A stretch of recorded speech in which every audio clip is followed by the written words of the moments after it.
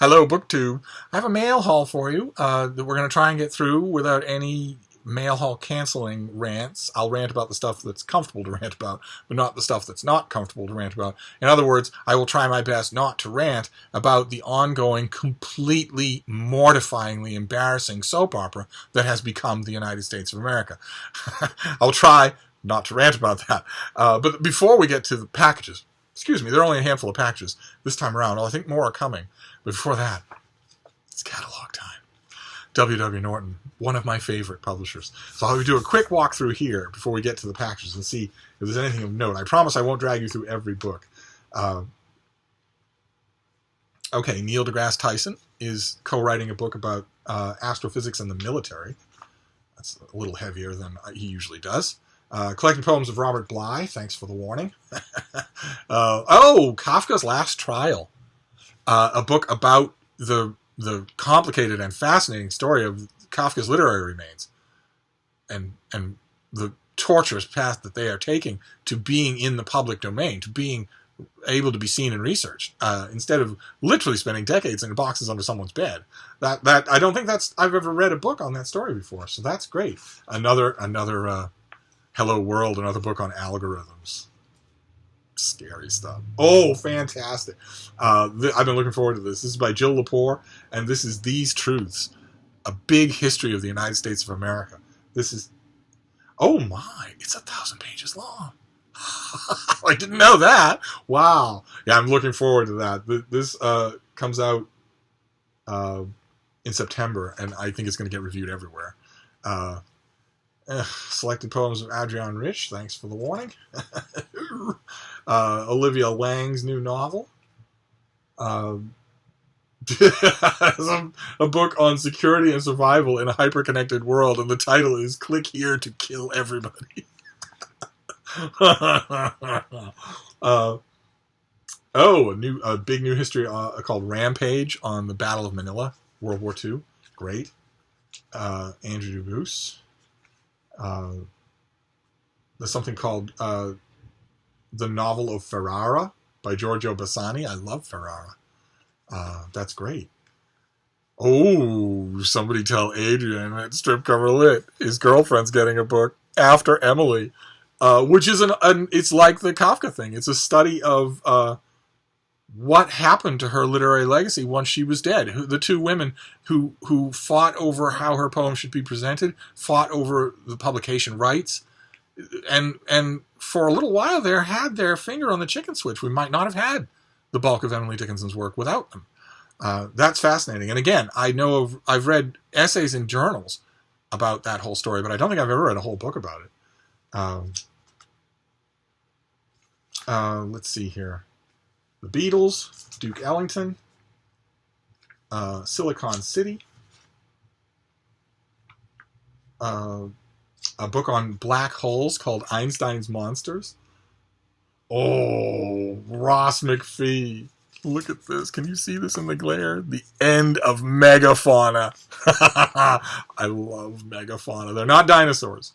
They're these huge, gigantic, improbable mammals that lived for millions of years, about which people know almost nothing. They know the woolly mammoth and the saber-toothed tiger, but they almost nothing about you. I guarantee, wherever you are watching this video, have almost no idea of the full complexity of the giant mammals that lived right where you do right now.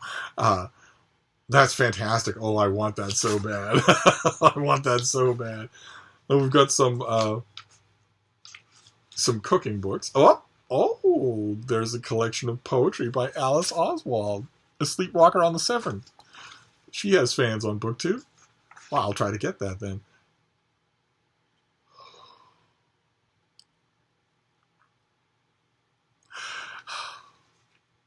Oh my. Oh my.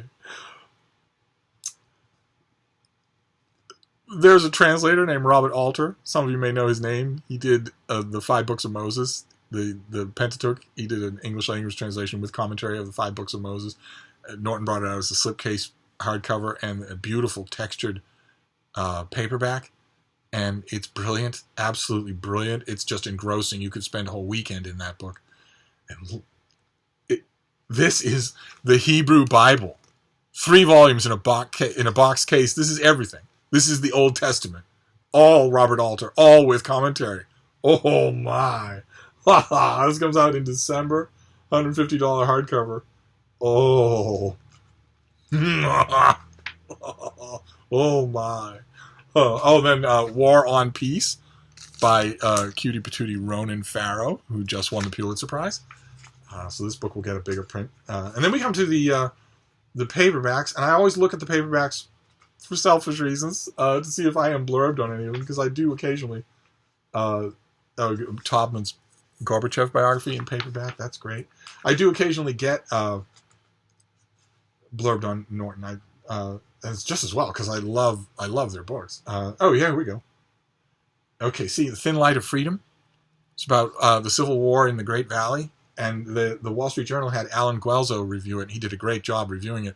And he's a great Civil War historian on his own. His book on the Battle of Gettysburg is amazingly good. And I got blurbed as well. And it looks like by name. For the Christian Science Monitor. If I shared a blurb page with Alan Guelzo, that would be so incredible. We'll see. We'll see if that happens. More Andrew Dubus, goodness gracious. Ancient Brews, Rediscovered and Recreated, a book where Patrick McGovern tries to recreate the alcoholic beverages of the ancient past. So consider yourself warned. All right, so these are all paperbacks that are coming out. That's great. And then we get to Liverite, which is an imprint of Norton that I just love. A new book by Mary Beard. That's good. New book on Wendell Willkie. Good luck.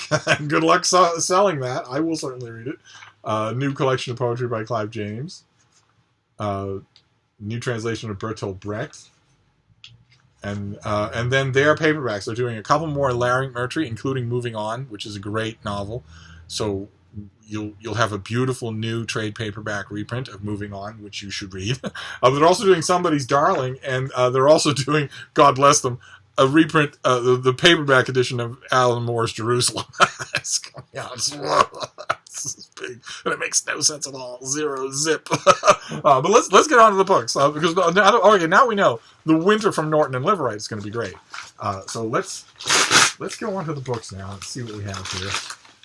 Hoping that you can see me. It's dark as twilight here. It's freezing cold. It's horizontal blowing sleet. It's summer, so it's the same thing. Okay, great. All right. Great. Fantastic. You wouldn't think that I would consider this great, but I do. This comes out in October. This is an enormous new biography of Napoleon by Adam Zamoyski. And I wonder what they'll tell us about him. He's the author of numerous books about Polish and European history and has written for publications including The Times, the TLS, and The Guardian. He lives in London and Poland. Okay, that author summary leaves out a couple of key things about him, but that's all right. This is called The Definitive Biography of Napoleon, revealing the man behind the legend. And the reason I laughed is because a few years ago, there was another book. There was another book, a book called Napoleon the Great, by Andy Roberts, and in which he sings Napoleon's praises, calls him the revolution on horseback, calls him an armed philosopher, calls him a visionary leader in every way. Just it was different from most Napoleon biographies in that he just sings his praises. And he did an event. He did an event on stage. There was a debate, pro and con Napoleon, and his opponent was Adam Zamoyski during that debate. And they went through the whole thing, and he went through his whole case for Napoleon. And then Adam Zamoyski went through his whole case against Napoleon, all the horrible things that Napoleon did and was. And at the end, the audience was largely on his side. They largely weren't buying the case for Napoleon the Great. At the end of the event, Adam Zamoyski sort of sheepishly mentioned that, well, despite what I've been saying this evening, I am right now working on a biography of Napoleon. The look on Andy Roberts' face when he heard that was just priceless. You've been arguing, devil's advocate this whole time without meaning it. And the audience laughed. The audience cracked up. And the moderator said, "A man's got to eat." So here it is. Here is Adam Zamoyski's Life of Napoleon. Great. Never thought I'd be happy to see a Life of Napoleon, but there you go. All right. All right. Well, that's a fine start. Let's see what we have here. Oh, goodness gracious. Okay. Okay, this is, let me see if we do have a cover to show you. Yes, we do. All right. And it's a typically ugly cover because this is America. That is, can you make that out there? See, that's just, you're not missing much if you can't. This is Notes from the Fog by Ben Marcus, who is a prize-winning author of 4 works of fiction, including The Flame Alphabet and Leaving the Sea, and is the editor of New American Stories. And this is a story collection. Or no, it isn't. Let's see what we have here. Marcus's stories, his newest collection of short stories, okay, features 13 more transfixing, ingenious stories. Each is a vividly imagined dystopian vision of isolation in the modern world, an unsettling foray into an alternate America. In these mind-bending new worlds, a father vanishes and leaves behind nothing. A woman takes on the role of her dead sister. A researcher loses her identity in a snowstorm. A hapless corporate drone is disfigured, testing his employer's newest nutrition supplement. In the brilliant Blueprints for St. Louis, terrorist attacks on a massive scale are commonplace, and 2 architects in a failing marriage struggle with the ethics of their latest memorial to the dead. What is that? I wonder why that one's singled out as brilliant. Huh. Okay, well, great. Ben Marcus, you kind of have to read him, so I certainly will. When does this come out? This comes out in August. Okay.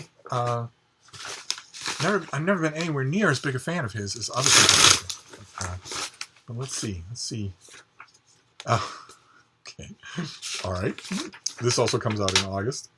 Is it going to be a hardcover in August? Yes. No. Yes. Maybe. Yes. Okay. This is by Patrick DeWitt. This is French Exit, the author of The Sisters Brothers. So it was really good. A book called The Sisters Brothers that was really good. And let's see here. Every novel from Patrick DeWitt takes his extraordinary talents in a new direction. From his Man Booker shortlisted The Sisters Brothers, a picaresque Western set during the Gold Rush, to the askew masterpiece that is the wholly reinvented fairy tale Under Major Domo Major. His new book is no exception. A witty and poignant tragedy of manners set in New York and Paris. It is at once wicked lampooning of high society and a far-flung mother-son caper that is surprising and entertaining at every turn. Okay. All right. Again, he's sort of an author you have to read now. I mean, him and Ben Marcus are very much of a muchness. I don't think either one of them has written anything close to the great book that they will write. But they're important enough so that you have to read them if you're in the biz. If in the business, you can't say. I couldn't say in September. Oh well, I haven't read the new Patrick DeWitt. So I don't think I'll be called upon to review either one of them. I certainly will not be putting them forward. Whereas I will probably try to get a berth reviewing the Napoleon book. But let's see here. Oh God. Okay. All right. Well, we started with a megalomaniac and we end with one. So, okay. So this is by Peter Stark. This is Young Washington. How wilderness and war forged America's founding father. Neither one of them did. Neither wilderness nor war forged America's founding father. Okay? Neither one of them did. Vanity and money forged America's founding father. Wilderness did not, and war did not. And demonstrably so. Demonstrably, especially in the case of war. If you say that war forged him, that means that the only way you could say that and have it be true is if he was noticeably different at one end of the procedure from at the other end, right? That's what it means to forge something. And he was exactly the same. He was making the same military mistakes when he was 50 that he made when he was 18. The exact same mistakes. War did not forge him. He ignored it. He was bad at it at the beginning, the middle, and the end. Anyway, so this has got to be May, right? Yes, this is the 1st of May. Okay, let's see what you have to say here. George Washington is lionized as wise and virtuous, the indispensable founding father. Yet, as New York Times bestselling author Peter Stark explores in this new book, Washington in his youth was immature, arrogant, and prone to disastrous mistakes. Also in his middle age, he was all of those things. In his middle age, he was. All throughout the retreat down the island of Manhattan, when he was in middle age, he had to be forced by his generals not to turn and give standard classic European line of battle engagement to the encroaching British. In a standard line of battle engagement with the British going down the length of Manhattan, if he had done that even once, his forces would have been annihilated in about 20 minutes. And his generals seemed to know that. And he did not, even though he had more experience with them than most of his generals did. And it wasn't just Manhattan. You give him any other opportunity at any time, he wanted to do crackpot ideas like that and had to be loudly, forcibly dissuaded from it. So he was prone to disastrous mistakes, as the author puts it, the whole of his life, not just the beginning. But anyway, but yeah, the beginning certainly had a howler of a disastrous mistake when he single-handedly started the French and Indian War. That would certainly count as a mistake.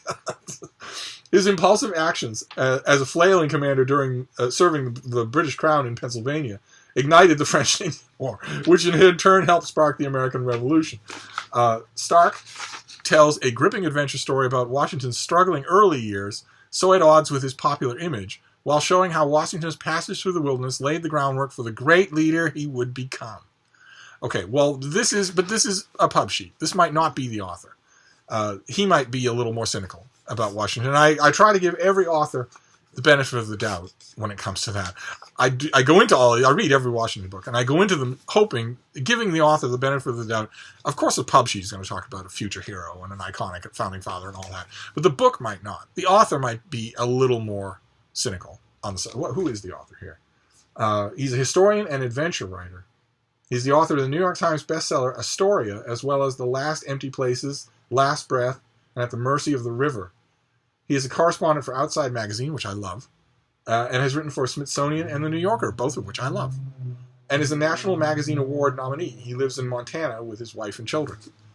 Okay, so he probably is no stranger to the outside, to the wilderness, so we'll see. I will certainly give it a try. It's May, so this will go right on the pile to read right away. So we have Young Washington. We have French Exit by Patrick DeWitt. We have Notes on the Fog by Ben Marcus. And we have Napoleon. Talk about a sandwich. Military leaders of almost contemporaneous times. Napoleon actually talked about Washington. And in between, the made-up stories by two hot young Turks. And on top of that, the Norton catalog for the winter. All right, so that'll do it for now. But I'll be back. Thank you, BookTube.